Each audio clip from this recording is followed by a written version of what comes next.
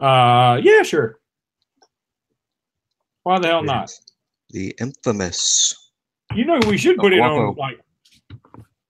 I'll tell you what. I'll go to Crimson Country Club and put it on and see if like it'll Hey, good idea. come. Hang Luke on. Robinson. We were tweeted. I mean, we're live right now, so I don't know if that's good or not. All right, you ready? Let's just go. All righty. Okay. All right. Hey, everybody, and welcome back into Talking Tuscaloosa. Luke Robinson, along with Jimmy Stein, as always. Jimmy, how are you doing? I'm doing just fine. And yourself? Oh, well, that was very nice of you. Thank you. I'm just making sure that you're doing fine. I'd hate to, say I'm fine and you've got some sort of crises going on that we don't address and share with the world. So you would think I'd have several crises. Multiple crises. You know what I thought about? What it's like around here sometimes, man. You know what I just thought about? I think this is the only show in America not hosted by Steve Harvey. You think so? I have a love-hate thing with him. I admit he totally amuses me, but it sort of gets, I don't know if he's on too. Is it like old or? I mean, I don't know. I'm. You know, it's funny. He was on the original Kings of Comedy tour with Cedric the Entertainer, and two other dudes who I can't remember right now. One of them's dead now. But anyway, he had a good stand up in that. And then he had another stand up where he's by himself, and he had like a bit in there that I love to use all the time. He talks about how men love to lie. He said, "Oh, we love to lie." He said, "Men will lie when the truth will do." And I've always thought that's a great thing. And he talks about how we love to lie, but like the women know we're lying and we don't ever take the lie far enough. Like we take it to level 2 and like we didn't prepare for all the questions that are coming. And it's pretty spot on, just like a lot of good comedy routines. But men will lie when the truth will do is something that I've always loved to say. It's a damn fine line. In the divorce law business, I ought to keep a sign that says that on my desk. I cannot get into Talking Tuscaloosa without talking national anthems first. Did you see Fergie's national anthem? Not live. I have heard it and seen a lot of talking about it. I honestly turned on the All-Star game because I wanted to watch the intro and see. This is just proof I'm turning into an old grumpy person. I wanted to watch the intro because I've always loved the intro in the past about how somebody famous comes out and sings and it's LA and it's a big deal. And then they introduce the lineups and the rosters. And I always think that's really cool. See who made the All-Star team, because it's not something I can just spit out because, I just want to see who made the team and have them come out, maybe watch the first few minutes of the game to watch the Harlem Globetrotters like it. So anyway, so I turn it on to watch the beginning, and there's some sort of 15-minute intro with Kevin Hart and Rob Riggle and Jamie Foxx. It was awful. It was so bad.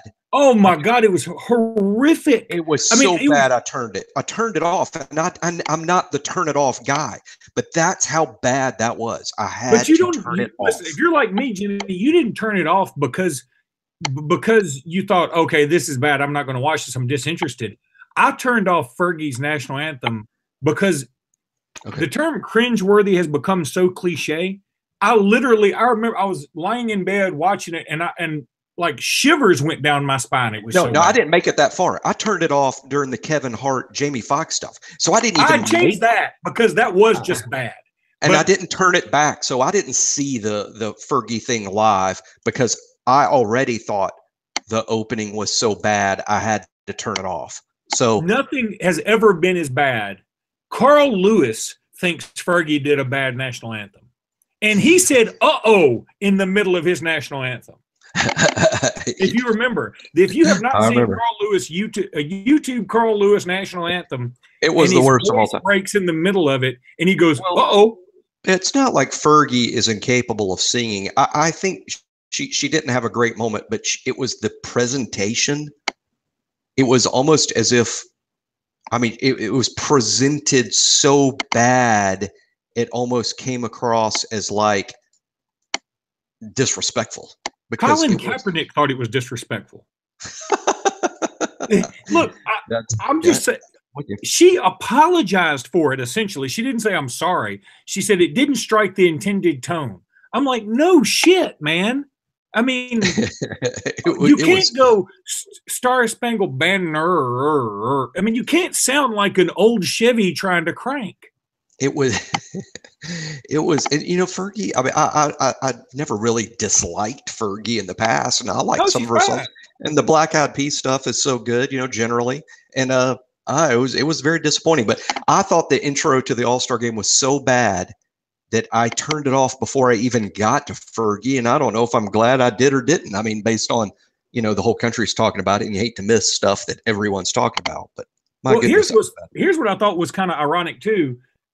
Like you talked about Rob Riggle and Kevin Hart, and I think those guys have completely oversaturated the market with themselves. Whereas Fergie she hadn't been in the public eye in a while, it seems like. I mean, we all know her. I mean, but she hadn't been around. So they went from two guys that are completely overplayed to a woman singing the national anthem that we hadn't heard from in a while, I don't think. And they were both so bad. And it really, do we need that much of a production for the NBA All-Star Game? I mean, I turned on it literally to watch, and now representing Team LeBron James, and then introduce everybody on the team. I turned to watch it. That entertains me. That's enough entertainment for me. Who's on the team? Let's check them out. Check out the All-Star uniforms. Do a national anthem with somebody that's good, that's famous, not somebody that butchers it and did what Fergie did to it. But I'm just saying, it's so unnecessarily over the top, and maybe it would be different if it was truly hilarious. It boggles my mind that some highly paid person came up with that idea and wrote that script. Like, this is a professional that put this. If I'm Kevin Hart, who makes $1 gazillion a month, I'm like, I'm not reading this in front of national TV audience. This is stupid. You know what's funny? By the way, in Dave Chappelle's new stand-up special, he talks about Kevin Hart. He said, I had no idea how much money Kevin Hart has. He said, Kevin Hart has, if his wife yells down to him like, hey, quit making all that racket, he has shut the F up money. And Dave Chappelle said, I have, would you please be quiet money?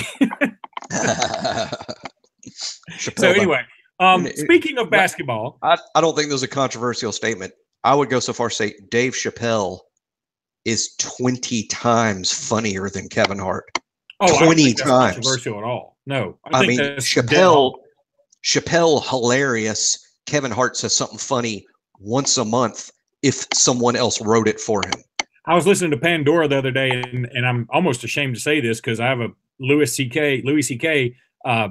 Pandora station, and I don't know if that's even politically correct anymore, considering all the stuff he's been accused of. But Dave Chappelle came on that station, and it was funny. He had a bit talking about how he said, "I've got a nice house."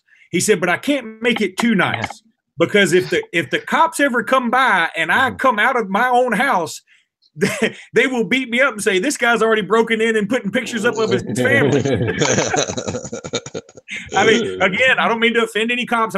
Dave Chappelle said it. I didn't. I just thought it was funny. Just passing it along. Yeah, Chappelle's great. Kevin Hart's terrible. I don't think we're breaking I don't know if Kevin Hart's terrible. He's okay. But it's funny to me how guys like him, I mean, he's probably worth $500 million. I mean, I'm throwing a number out there, maybe 250, but and Dave Chappelle is worth, I don't know, 50 million. So I feel like Dave Chappelle, that should be role reversed. But Kevin Hart is more sellable, I guess, because maybe he's a little cleaner. I don't know. I mean, I don't know. He's not. I don't know. I don't know what. I can't explain how. Now, granted, I don't watch a lot of Kevin Hart movies, and that's on purpose, by the way, because none of it looks appealing to me. But I'm just not a Kevin Hart guy. Now, he did host one of the Comedy Central roasts. Yeah, and that was funny. I thought he was very funny, but there's also a good chance, because it was a Comedy Central roast, that he didn't write any of it. Yeah. They have a team of people that write a lot of that stuff. We do need to give him serious respect because he is worth a lot more than we are. than everybody listening to this times 160. He's like, you idiots think you're funny. You're doing some podcast. You can't even get Pringles to sponsor. I'm sitting on $700 million and banging supermodels that are 3 times taller than me. So that is great. So he does have that on us, you know. So you think he needs a step ladder to 69? I don't even know if I can say that. Can you say that on the podcast? He's so short. He's so short he has to call it 39. There you go. That was just off the top of my head too. That's it. At the top of my head. Speaking of basketball, which we really weren't, Alabama basketball. Very exciting. Very exciting. Well, okay. And we talked about it all off season that this was coming. I mean, we talked about how it was basically a slam dunk that we're making the tournament. And I shouldn't say that because it's still possible we could play ourselves out of it. But we're in the tournament. We're late in the year. As of right now, we're I don't even know that I'd call us a bubble team. We're solidly in. You know what pissed me off today?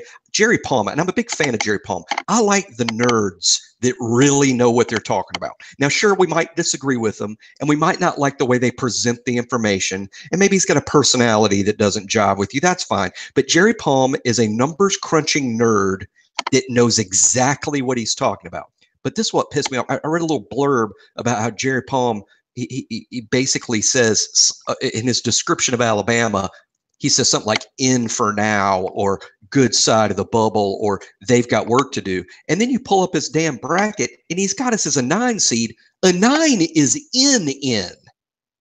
Well, I mean, actually, now wait a minute. Whoa. Does he have us as a 9 today? What I looked at today was a 9. And I think it was what he put up yesterday. Okay, because I've seen us at a 7, and I've actually seen us at a 6. But I get them all kind of jumbled around. He had us as a 9 after somewhat insulting us in the preamble. Like, well, Alabama, you never know what they're kind of dinging us for losing to Kentucky. Like, I mean, but that's another thing. You know what? I know we should have won. I mean, I'm not going to say we should have won that game. That was a winnable game. I mean, we should have capitalized on that. And look, people can talk about the officials and Kentucky gets the calls, and they do, just like Alabama gets the calls in football at home. That's the way it works. Kentucky's the blue blood in basketball. Okay, that's the way it works. So that doesn't bother me. That game was tight, moderately late, and we didn't finish. And that's part of the learning curve for this young group. So I'm okay with that. Now, where I think we have a golden opportunity is obviously tomorrow night. I don't think we're going to win because Auburn is going to Auburn, and they're going to be geeked out of their minds tomorrow night. I don't think – I mean, name a random bad NBA team. Like who's bad? Are the Hawks bad? Aren't the Hawks bad right now? They're not good. They're not going to make the playoffs, right? I don't think so. I doubt the Hawks would beat Auburn tomorrow. I mean, half in all the injuries. I mean, half in jest. I mean, because obviously the Hawks would beat Auburn more. I'm just saying that Auburn is going to – they're a very good team that's right now going to be a 2 seed in the tournament. I know they've had the injury. I know they're going to take a step back because of the injury. I'm expecting a number 2 seeds A++ game tomorrow night. And I totally agree.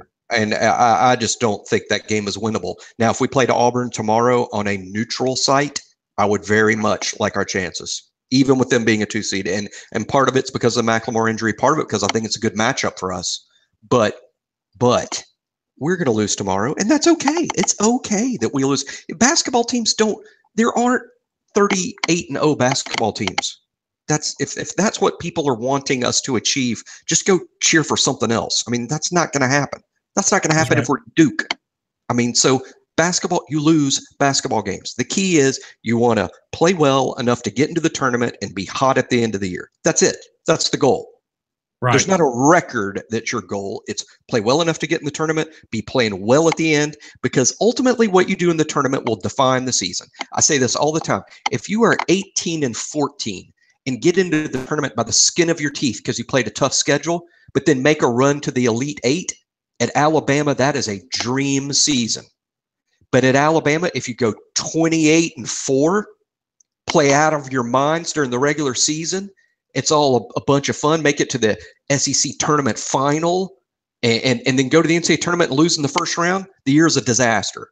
That's because the NCAA tournament is everything. It's everything. How you do in the tournament defines your season, not what happened during the season. Now, what happens during the season can help you in the NCAA tournament because, trust me, you want to be a 3 seed and not a 12 seed. You want to be as good a seed as possible so you have the best draw possible. But I'm just saying what happens in the tournament drowns out what happened during the regular season. And when I see our fans jumping off of buildings over regular season losses, it's just so absurd. It's not a disaster. The disaster happens in March. It doesn't happen in December unless the disaster in December keeps you out. Agree. I totally agree. And while everybody's going to, again, I say this every year, everybody loves the drama and, win it on the court and blah, blah, blah. Basketball matters for about 3 weeks, maybe 4. Right. The whole season is the tournament. And that's why I don't ever want football to do this. And so I agree with that. That's my obligatory, I have to say this every podcast, don't expand the playoffs thing, because let's also be frank. If we weren't Alabama basketball fans, and I do like watching this team, I would enjoy watching this team, and the tournament were set up the way I think it should be set up to determine a true national champion, like who's the best team, this Alabama team wouldn't be getting in. I'm not sure that I would put Auburn in. Depending on these next few weeks, I'm gonna have to see how they do without McLemore. Because here's the other thing about Auburn is they've beaten one ranked team that's ranked now. That's Tennessee. Really? That's it. That's all they beat them, and they beat them first game of the league season. They've lost to 4 unranked teams. So. And they've played no other ranked teams. I would agree with the notion that their seeding is going to help them out, but I wouldn't think that right now. I wouldn't bet that Auburn makes it further in the NCAA tournament than Alabama does. No, I agree with that. I think we have. I'll say an equal shot of moving forward in the tournament, but frankly, I feel Alabama's shot's better because we have more upside, more talent, more guys that can carry you against truly elite competition. And frankly, I think to some extent Auburn is kind of, because we can say this on the podcast, they've sort of blown their wad to me. I think Auburn's played their best basketball of the season, and I'm not sure that Alabama has yet. So that's why I would sort of like Alabama going forward. But is Alabama going to beat Auburn tomorrow night in Auburn? Oh, hell no. No, they're not. Let me say this too. I would rather lose to Auburn tomorrow night and win the next 2 games than win at Auburn tomorrow night and lose the next. That makes people, that may not make any sense at all. Like not a great bargaining. Well, the way I look at it is let's go ahead and lose to Auburn tomorrow night and then maybe end up with Auburn on Saturday or Sunday of the SEC tournament. Let's see what happens. Yeah, I'd like that. Yeah, and I'm not going to be saying the same thing if we play Auburn in St. Louis. I'll be saying, yeah, I like Alabama's chances to win this game. But home court means everything. It's the officiating. It's the momentum. It's the baskets you shoot on every day. Just ask John Petty if he's comfortable shooting in Coleman versus shooting in any other facility in the league. And that's typical of college basketball players. It's just it's going to be next to impossible to win tomorrow. But I don't think it'll have a real effect on whether we make the tournament or not. Whether we're going to make the tournament or not, I think depends on beating Arkansas and beating Florida, and Alabama's just in. They could lose all the other games. They could lose to Auburn. They could lose to A&M. They could lose in the first round of the SEC tournament. I think to beat Florida, beat Arkansas, you're in. Yeah, I totally agree. And in fact, I think if we go just win 1 game down the stretch, I think we're in. The schedule alone gets us in. Our schedule is the polar opposite of what Auburn's is. Arizona's ranked. Now, Texas isn't ranked, but they're pretty damn strong ball club. Rhode Island is obviously ranked. They're hot to trot. The worst team we lost to all year. Auburn, who is ranked. I think the worst team we lost to all year per the RPI, our worst loss was Minnesota. And at the time we played them, they were ranked in the top 25. And we played them 3-on-5 for most of the game. Exactly. And that is our worst loss per the RPI. In reality, our worst losses were probably the road losses to Ole Miss and Vanderbilt. But let's be honest. I mean, yeah, those weren't good losses in the sense that those are teams we should beat even in their place. Yes, we should. But, I mean, name a really good team. Xavier. Could they lose at Vanderbilt? Could they lose at Ole Miss? Oh, yeah, they could. They could. They probably have a better chance to win than we would because of who they are and where they're ranked and how good they are. I'm just saying, in the grand scheme, losing at Ole Miss and at Vanderbilt is not awful. Well, and I'll say this too. I wish we had played. We played all those teams at a very bad time for us. I would have loved to have played and I wish that we had Vandy at home this year. If we could have just swapped, played, I don't know, one of these other teams, played Arkansas on the road and played Vandy at home. I would have liked that. We've had some bad injury luck. It started with a healthy Riley Norris playing like he played last year would really be helping us. He wouldn't be the star of the team, but he would be playing a role in helping us. Even Armand Davis would have his nights shooting the basketball. And we're playing the whole season without those two. Then throw in Colin Sexton's abdominal injury and Dante Hall's wrist. We've had some bad luck. Hopefully, as the year progresses, hopefully we will get to play a game where Colin feels fine and Dante's wrist isn't hurting him. Hopefully that happens. And I'm telling you, we can beat anybody on that night. Yeah, if it ever happens. I want Hall to slow his roll a little bit because he's playing himself into. I don't want that fool going pro, and I think that's a little silly. I think he's going to come back. I mean, I don't think. Right. But yeah, I don't know. He dunks everything. He'll probably do like Braxton did a year ago and kind of a test the waters thing and see where he might go. And I love his NBA upside, and I think the NBA is going to love a 6'9" kid that can jump out of the building and he has his occasional offensive moves that are fantastic. So I can see the NBA being really fascinated with him. But yeah, he could use another year of development. My feeling is he'll be back. But yeah, I'll worry about it. Hell yeah, we should worry about it.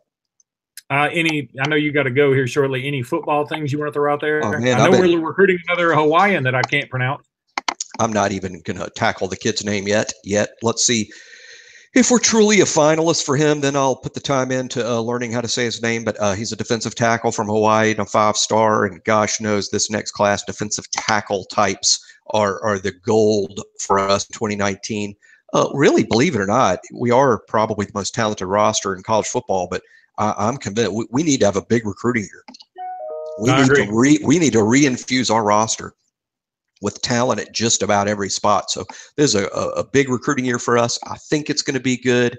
The staff was completely remade with the idea that we needed to recruit better. We needed more Toshes and less Homer Smiths. I mean, in terms of let's trade some coaches for recruiters and then we'll coach them up. The staff is inexperienced and young, but I think that keeps Nick very hands-on. Nick has to coach these coaches, and I think the 2019 class is going to be very good. I'm excited about the 4 kids that are already part of it. I like all 4 of them. I think they're all good, and it's a great year in state, a very good year. I'm looking at the list right now. Actually, I wrote up this morning. I think the top 12 kids in the state, all 12 are elite. I think Alabama would take any of the top 12 tomorrow, and I think there's another 12 that we need to take a very close look at. Like maybe this is a guy we're going to want. So it's a great year in state. We did rebuild the staff to focus on recruiting, and I think 2019 could be a monster year for us recruiting wise. I'm expecting. I mean, we can't control who Georgia and Ohio State sign. They'll have good recruiting years too, of course, but it's not who they sign; it's who we sign. And I bet we sign a group that's every bit lock and step with those guys. So I'm excited about it. I totally agree, and I love the in-state crop for next year. I think that's going to be a lot of fun to watch. I'm going to be up in Birmingham next week calling the basketball finals on Tuesday, Friday, and Saturday. So what Bammers are playing in that? Obviously, I mean, because I don't keep up. Deontay Wood will be there. Deontay Wood. Yeah, he's Sacred Heart, right? Yeah, he'll be. I mean, and their record is great. You know why I'm excited about Deontay Wood? This sounds crazy. I'm such a basketball traditionalist. Yes, it's exciting to sign Colin Sexton and John Petty and 5 stars from, the big time kids. And Deontay Wood is really more like a high 3-star. But since the beginning of time, Alabama basketball has signed Deontay Wood. That's Don't right. you agree? This is the kid we sign all the time. Through CM Newton would have signed him.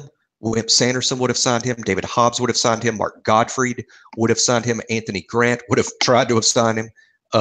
No, he This, wouldn't have.